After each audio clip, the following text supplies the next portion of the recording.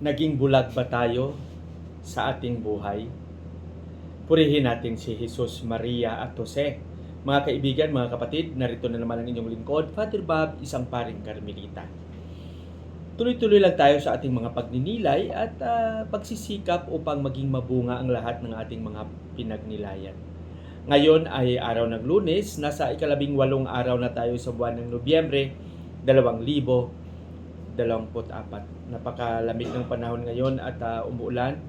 Sana maging maingat tayo sa ating mga gawain at may bagyo. Ngunit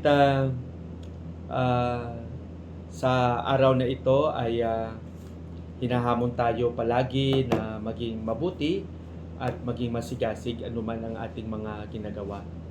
Ang ating pagninilay sa araw na ito ay babahagi sa atin ni San Lucas, Kapitulo 18, versikulo 35 hanggang 43. Dito, napansin natin na may isang tao na lumapit kay Jesus at sinabihan si Jesus, "Anak ni David, maawa ka sa akin. Gusto kong makakita."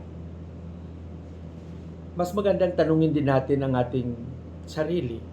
Ilang bisis ba tayo nabulag sa totoong pangyayari sa buhay? Ano ba ang dahilan ng ating pagkabulag? Posible ang ating posisyon. Posible ang ating kalagayan. Posible kung ano ang mayroon tayo. Minsan ito ang dahilan ng ating pagiging bulag, na hindi natin masyadong nakita ang totoong kalagayan ng ating lipunan. Hindi natin nakita ang liwanag na siya magdala sa atin sa tamang landas.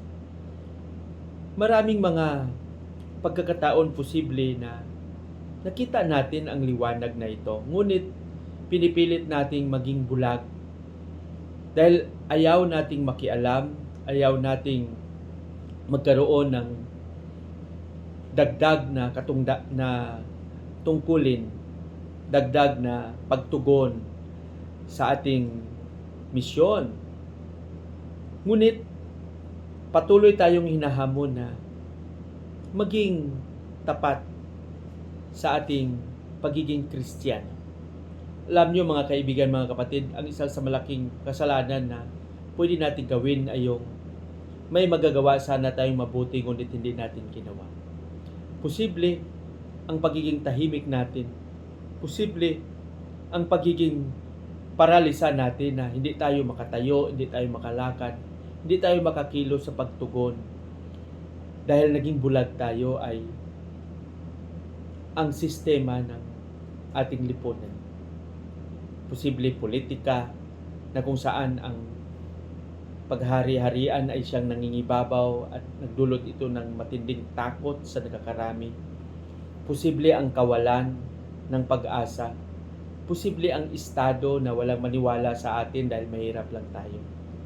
Ngunit kung tayo ay naging masigasig, anuman ang ating kalagayan, saan man tayo, sana pairalin natin ang kabutihan ng Panginoon. Idilat natin ang ating mga mata upang sa gayon, sa pagkakita natin ng totoong kalagayan ng komunidad sa liwanag ni Kristo, alam natin kung ano ang ating gagawin. Magsikap tayo.